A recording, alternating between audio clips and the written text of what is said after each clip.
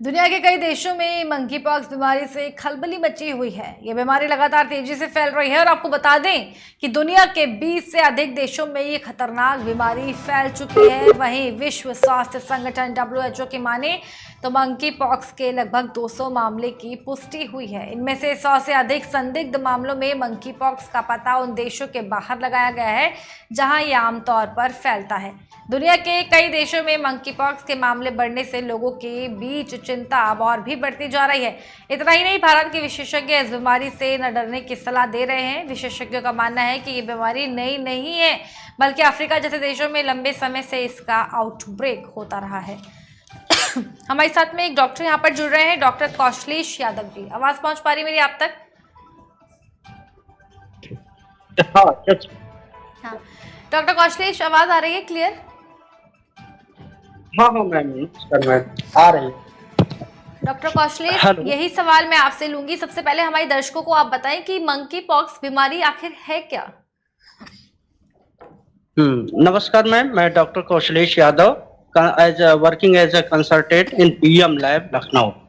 हाँ, जैसा कि अभी करंट में देखा जा रहा है कि कोरोना महामारी से हम पूरे वर्ल्ड जूझ रहा था, तो इसके बीच ही मंकी पॉक्स दस्तक दिया पूरे देश में। अभी मंकी पॉक्स को लेकर बहुत ज्यादा चिंता जा रही है कि जैसा कि हम लोग जानते हैं मंकी पॉक्स बहुत पुरानी बीमारी है।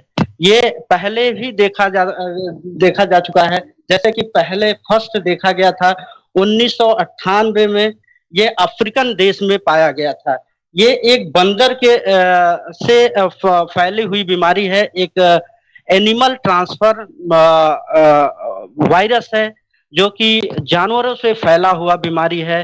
जानवरों के थ्रू ह्यूमन बॉडी में आया और ह्यूमन से ह्यूमन टू ह्यूमन फैल रहा है।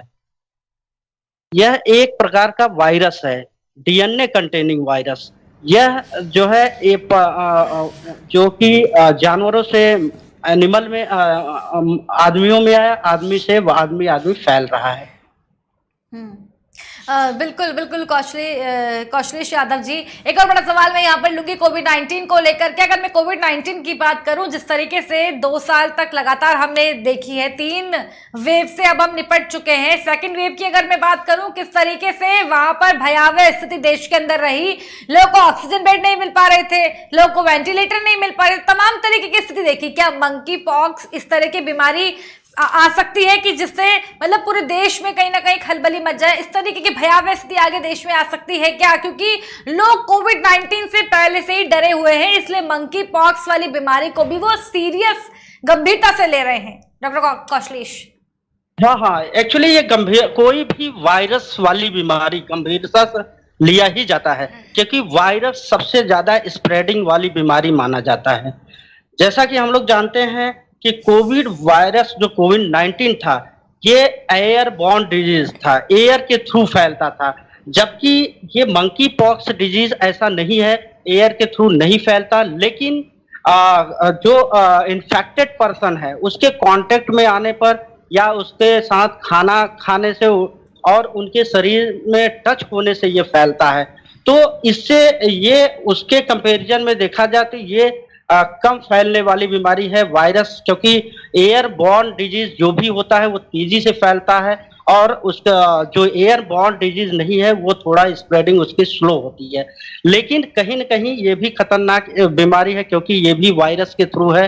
लेकिन ये जब इन्फेक्टेड पर्सन के कांटेक्ट में आते हैं तभी ये फैलता है। डॉक्टर कौशलेश, मतलब वी कैन से दैट कि this disease is a communicable disease. या करेक्ट है ना? तो ये कैसे फैलेगी, कैसे फैल सकती है? हमें what precautions we should have to take? क्या प्रिकॉशंस हमें लेने चाहिए डॉक्टर कौशलेश? ये भी हमारे दर्शकों को आप प्लीज बताएं।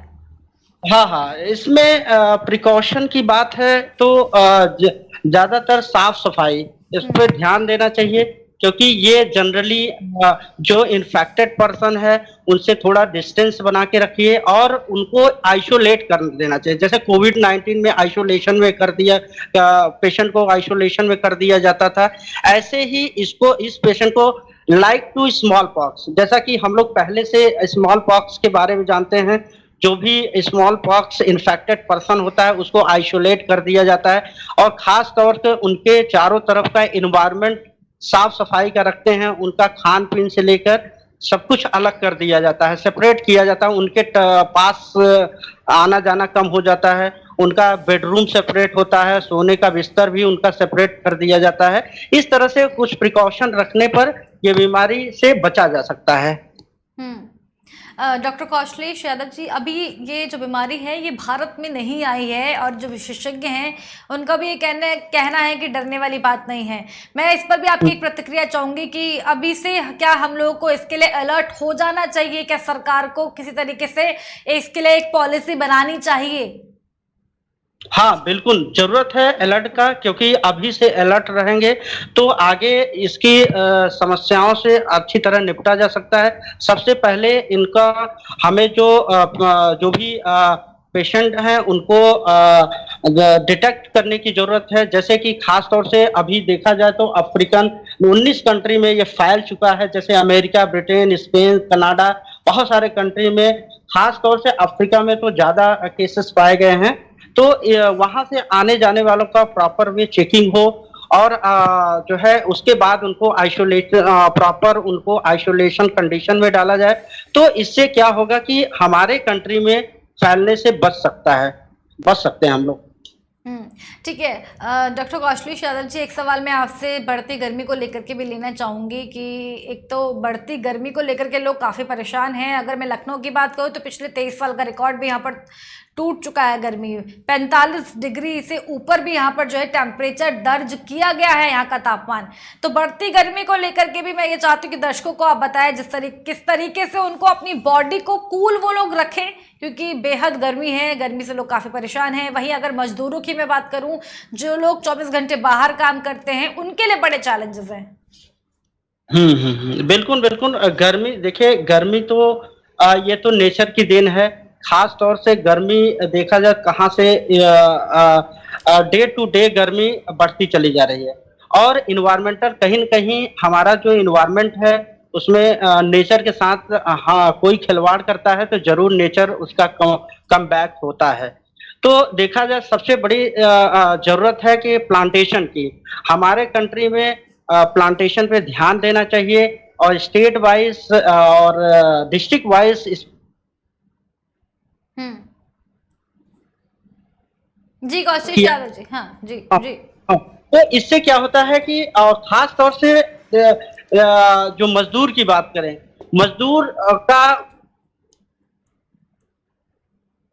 जो है कि पेट पलेगा और अपने बच्चों को पढ़ा लिखा पाएंगे, उनके घर पैसा आएगा, तो उनकी तो मजबूरी है कि वो काम करेंगे।